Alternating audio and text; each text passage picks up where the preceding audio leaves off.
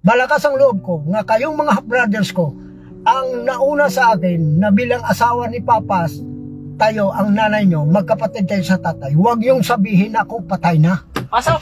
Dito ka muna. Magkwentuhan muna tayo. Kamusta ka na? Ganun pa rin, naghihintay sa wala. Survivor lang ako. Survivor gapon? May dala kang ano? Anong... Patula. Ha? Patula. Yan po mga kabayan, si Tatay... Patalinho. Patalinho. Si Tatay Pat, siya po yung na-video natin, yung nakaraang interview natin, na hinahanap niya yung kanyang tatay. Ama? Yung kanyang tatay na si Sergeant Patalinho. Yung ginampanan ng aktor na si Eddie Garcia ba yun? Si Eddie Garcia ang gumanap ng pelikula na yon. Yung kwento na yon ay hango doon sa True to life story. True to life story ng kanyang tatay daw ho, no? Umano, na hinahanap niya ngayon.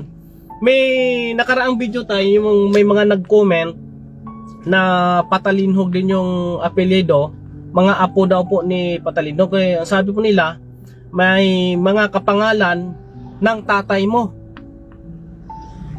Maraming kapangalan na Patalinho. Yung totoo daw Patalinho, matagal na daw namayapa.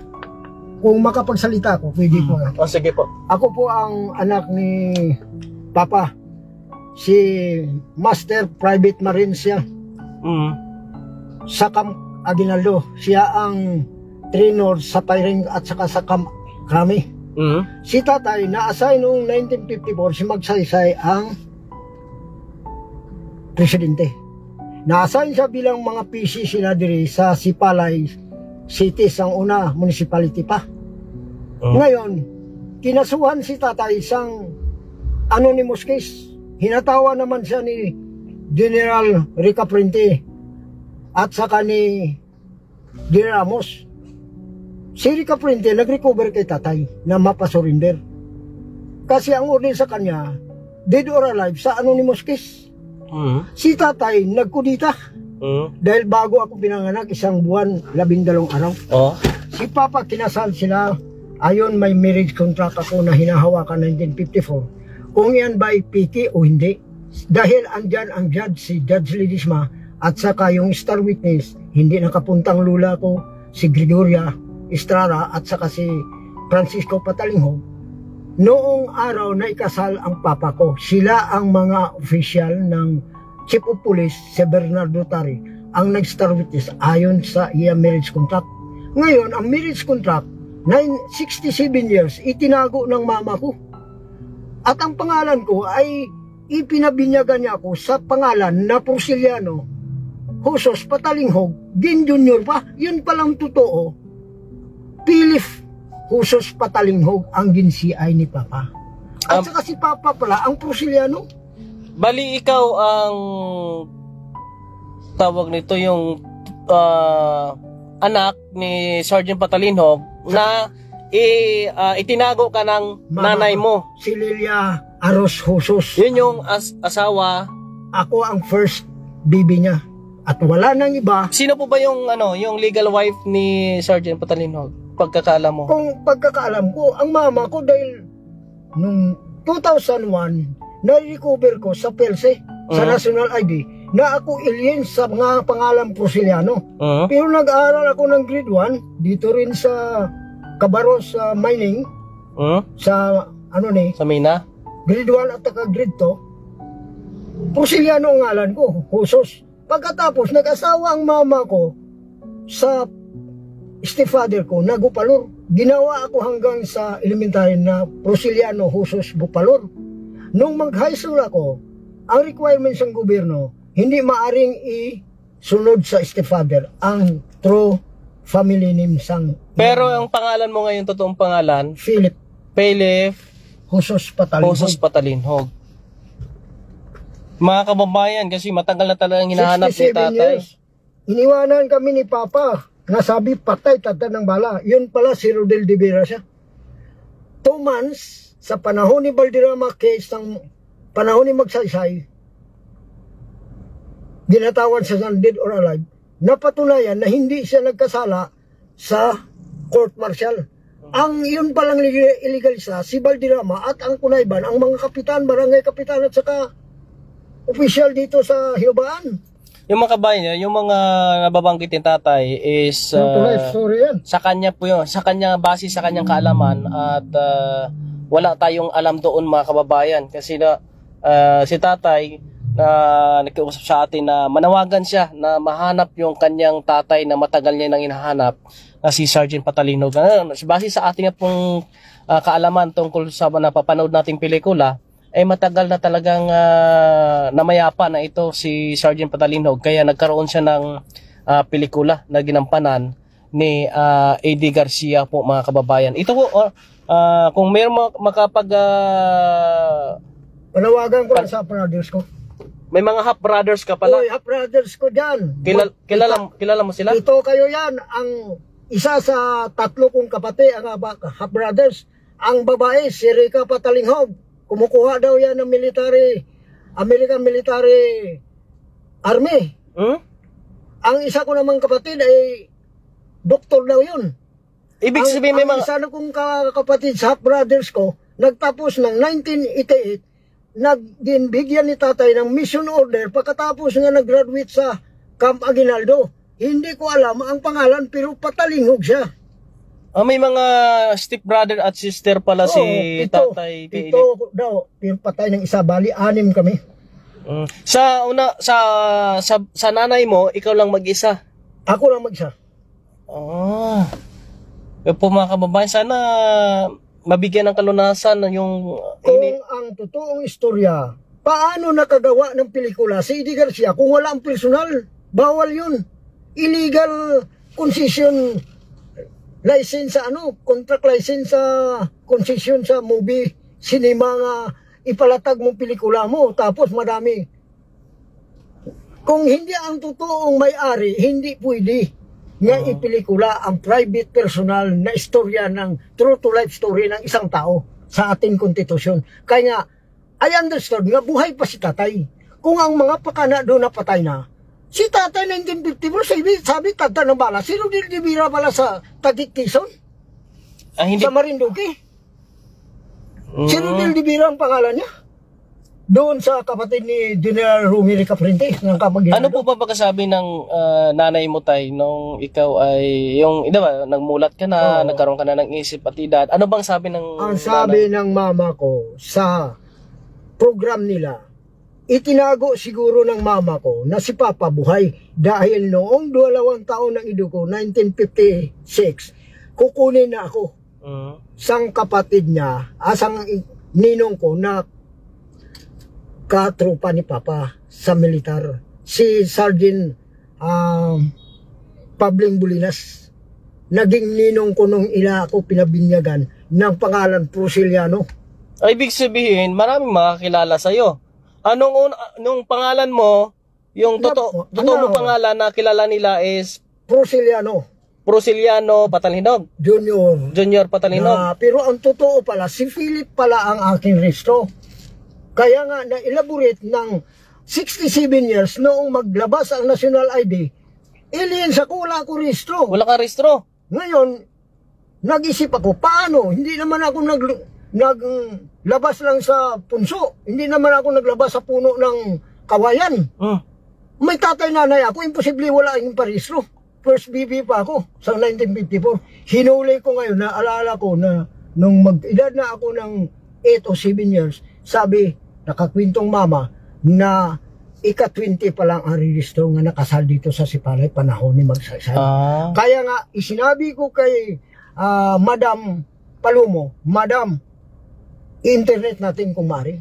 Dahil kung hukayin mo 1954, ang dami ng mga ilang libo yung marriage contract. 2021 na ngayon. Medyo malalim itong mo tayo na no? Ngayon, yung istorya mo tayo. Noong na-recover nila, na andyan palang marriage contract bago ko nahawakan noong 2001. Okay, ganito tayo, kasi medyo malalim ito. Bigyan kita ng pagkakataon, anong gusto mong sabihin sa mga brothers mo, kakilala mo, o yung mga pamilya na sinasabi nyo pong pamilya Patalinog, baka makilala kanila? Ang totoo, 2005, isinabi na sa akin ng pamangkin ni General Romero Caprintin na kahalahati ng iyong mga kapatid doon sa Manila, hinihintay ka doon na magkita. Ang kaso lang, hindi ko alam kung saan ko sila hanapin. Paano kami magtagpo. Hindi ako panahon ang nag-gap na hindi ako makapunta. Hanggat sa ngayon, bumalik na ako dito sa... Dati kang sa Cebu nakatira? Hindi, dito. Sa Palawan. Sa Palawan ka? Puerto Princesa. Paano ka nakarating dito sa Sipalay? Nagbalik ako nung ipinauwi ko ng mama ko dito. Matagal nang nawala si mama mo? Noong 2013. Nakabalik lang siya dito. Pero saan po siya nakatira dati? Di sa Palawan, kasama ko, 1972. Anong pagkawala niya, pumunta ka dito sa Sipalay? Nung ako naglakad sa labas, 20 years ako sa labas, sa 10 countries. Bago ako. Naglakad ako ng 1984. Walang passport. Pumalabas ako ng Pilipinas. Hinabol ako ng asawa ko, 1988. 4 years ang katagal ko, nagkita kami. Ngayon pinauwi ko siya in 3 months. Nag-uwi ang asawa ko. Natira ako na naiwan doon sa lugar na pinuntahan ko. Nakaabot ako sa Sri Lanka, Colombo. Nakaabot ako sa Thailand, Pinom, sa Taiwan, sa Vietnam, Saigon, sa Hong Kong, Macau, China, sa Singapore, sa Brunei. Nakarating dito sa, Si tatay, sa iba-ibang alam ko, bansa. 1995 si tatay kasama ni General Caprintin, Ramos. 5 kadlaw sila sa Brunei, 1995. Andun lang ako sa oil rig mining. Nagatali sang akon nga tura-tura nga akon nga salakyan. Dati, ano po ang trabaho niyo dati, tay? Ang trabaho ko, siguro, okay lang ba na ma-broadcast? pwede. Pwede naman. Pero sa totoo, ano to? nasa under of inside job, outside job ang hinanap ko lahat ang mga pirata sa ASEAN country. Nung andun ako. Is tatay, Patalinhog, Pili. Ayan ang tunay ko sa sa akon nga registro. Hawak ko ang marriage contract at saka birth certificate na... Sino nakapangalan doon sa birth certificate, tatay mo? Hindi. Tatay ko ang nagparesto. Ang pangalan niya andoon, si Prosiliano. Patalinhog? Ang occupation soldier. Ako naman. Siya nakapirma doon sa birth certificate mo? Siya. Pating mama ko andyan. May mga stepfather ito si tatay. Stepfather. May mga sister. Saka brother si tatay Patalinhog. Tatay Philip. Ang actual nga ngalan, si Rika, ang akong nga half brothers. Half sister. Nakarating pala sa mga kabayan sa 10 countries. Isa siyang dati. Survivor kung tawagin po kami. Pero hindi natin pwede sabihin dito yung yung pina-specific na... Ginamit ko lang ang international refugees. Siya yung para siyang... Basta, alam nyo na yon mga kababayan. Si Papa hindi makatago. Si Papa ko may inborn na siya. Pwede siyang magtira hanggang doon na lang sa pusod ng dagat at mamatay. Dahil yung papa natin, mga brothers ko, may hasang yan siya. Sinisi niya ditong isla ng kalating oras. Nay, sa ngayon tayo, anong pinagkabalahan mo ngayon? Ganito lang. Nagtatanim ka na ng gulay? Sa pangarap ko, kahit na isang clips of my eyes, hindi ko nakita si papa natin. Pinapahanap ni papa, maraming ginastusan niya at saka ipinabantala niya sa radio station kung sino makahanap sa anak niya. Ikaw yung tinutukoy doon? Oo, ako yung tinutukoy. Dahil hindi maparte daw ang manain, may iniwan pa sa kay General Caprintin na kung makita ako, at anong oras man, si General Caprintin kung siya patay na. Bakit tayo itinago ka ng nanay mo doon kay Sergeant Patalinhog? Dahil natakot na, alam mo ang tatay ko, kasado sila. May kasado sa unang asawa? Oo. At saka ang mama ko, hindi naman sila nakasal, huli na. Sa Palawan na yata nakasal. Ibig sabihin, pangalawang second husband. Asawa, si nanay mo ni Sergeant Patalinhog? Hindi ko alam kung si mama ay... Original or... Pangalawa. Kasi kung sabihin original, may marriage contract. Paano ang mga chief of police ng star witness kag ang judge, si Judge Lidisma, kung si Papa may ikinasal na ibang babae? Meaning to say na si Mama, ang first wife niya, naging pakasal niya. At ako ang dipindan niya bilang beneficiary na tunay niyang anak. Kasi siguro hindi naman pwede na lagyan niya ako ng registered, iparegister niya nga siya ang qualification niya at pangalan niyang buo at firma niya. Kung ako ay isang falsifikado o illegitimate siya. Pero nakakuha ka ng birth certificate mo? Ng latest? Andyan.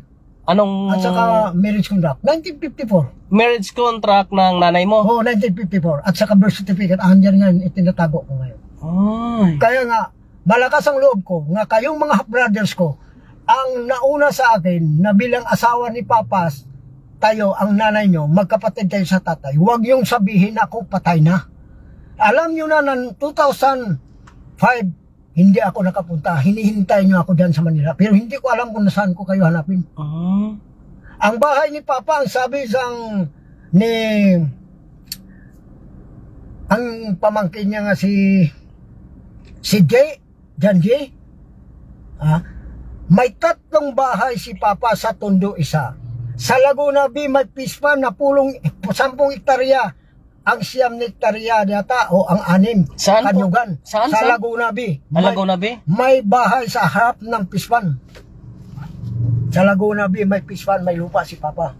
Kaya kung hanapon ko yung bahay ni Sergeant Patalinghog, maaari sigurong magkita-kita tayo.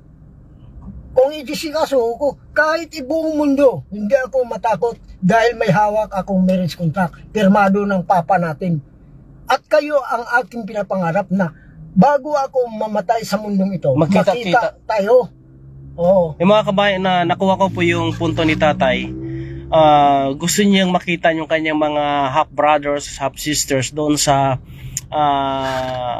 Maynila kasi parang nasa Maynila daw ito si tatay meron siyang mga papel na hawak na magpapatunay na siya ay anak ni hindi lang Sergeant Patalinghog. Hindi ako bastardong inanak ni Sergeant Patalinghog. Silyado sa marriage contract mga judge kag mga chief of police. Sana makilala kayo ng ng mga step mapanood itong video natin. Meron makapanood na mga Patalinhog o na makakilala sa iyo, sila na mismo ang kukuha sa iyo para ay magkita-kita man lang kayo. At saka sa totoo, ikinakaligaya ko. Hindi ko kinalunggot na itinatago niyo si Papa sa inyo sinasabi na nag-comments ka mo, patay na. At maraming pangalan na ganito ganon. Kasi marami talagang may nag-comment na karaang mga video natin na si Sergeant Patalinhog talaga ay matagal na talagang wala na daw. Pero ang totoo na saan kaysa maraming bisis na sabi patay na si Papa. Noong 1954 sabi tagtad ng bala. Sa isla ng Cartagena. Ang operasyon sa kanya, 3 squad ng Scout Ranger, 1 squad ng Camp Aguinaldo ng Marines. Si Colonel Caprenti pa ang nag-recover kay Papa. Ngayon, sabi patay na siya. Din-claim naman siya ni General Ramos sa Camp Aguinaldo ng Camp Crame, nang sabi mo Rica Prenti, patay na si Patalinghog, yun pala buhay. Sabi niya, sir, paano? Inimbestigahan mo ba sa court martial bago mo inorderan ng dead or alive si Sergeant Patalinghog? Si Patalinghog? Paano ang anak niya? Paano ang asawa niya? Nasaan yung tatay ng anak niya? Nasaan yung kapatid ng kanyang mga tunay na anak ng mga magulang niya? Yung asawa ng misis niya? Unlawful justice ang ginawa mo. Hindi mo inimbestigahan sa court martial. Malalim mo itong kwento tayo, no? Sige tayo, sa sunod tayo na pag-uusap natin. Binawa nilang trainer si Papa sa firing. Kaya nga napili dito na si tatay patay na. Pero nagtaka ako. Bakit nakagkaroon ng pelikula si Papa kung hindi tunay ang may-ari nagkuha sang license of cinema? Ngayon, ano itong mga dala mo? Ayun, na nabinta na? Maligaya akong binabati ko kayo sa 2005 ng maligayang Merry Pasko. Christmas, Happy New Year. Christmas at saka bagong taon. Diyan sa Cebu, ang aking diyan kapatid mo nga si Rica Patalinghog, alam ko yung babae, 3 kayo. Ang isang doktor kapatid mo, hindi ko rin alam, basta doktor lang sinabi ng pamangkin ng general ni General Caprente. Sana magkaano kayo tay, magkakita-kita no? Ano? May panahon na tayo magkita-kita. You are stronger than you think. You are stronger than you think. I know today you are unraveling, but you are strong.